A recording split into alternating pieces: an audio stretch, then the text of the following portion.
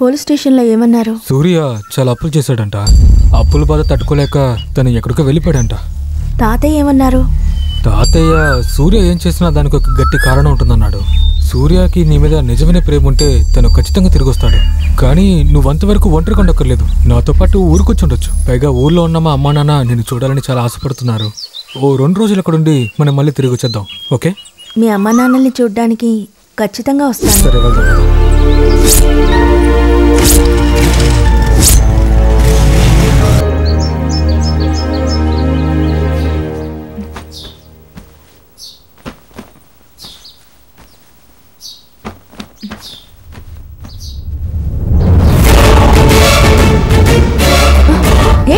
సూర్య, ఏమైంది సూర్య?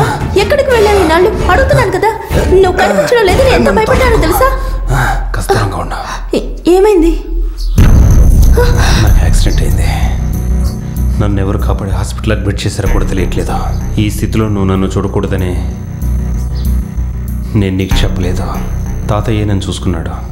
ఇదిగో నీకు ఇష్టమని తీసుకొచ్చాను, తాగు. మళ్ళీ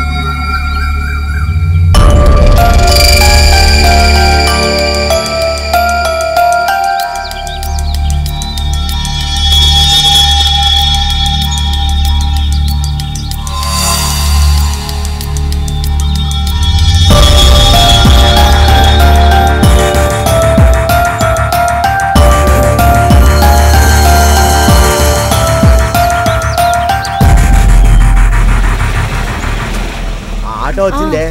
త్వరగా చెత్త తీసి బండ్లో వెయ్యి. త్వరగా కానీ అది తీసివేయండి. ఇది కూడా తీసేద్దాం. త్వరగా వెయ్యి. ఎత్తుకోండి. జాగ్రత్త.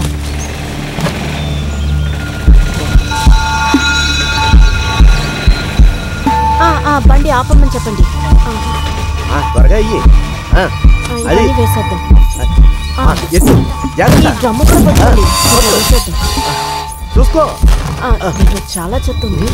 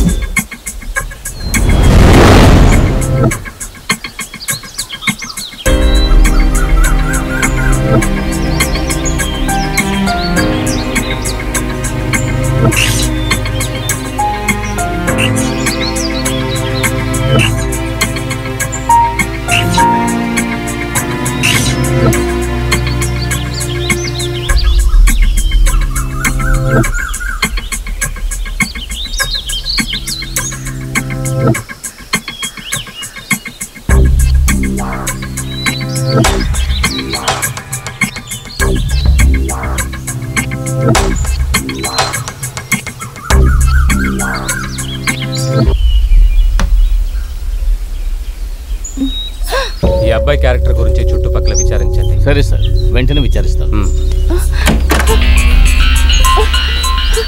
అక్క, అక్కడ ఏమైంది? ఎందుకు అక్కడ పోలీసులు ఉన్నారు? మళ్ళీ ఎదురింట్లో అందంగా ఎర్రగా ఒక కుర్రాడు ఉంటాడు కదా, వాడిని ఎవరో చంపేశారట.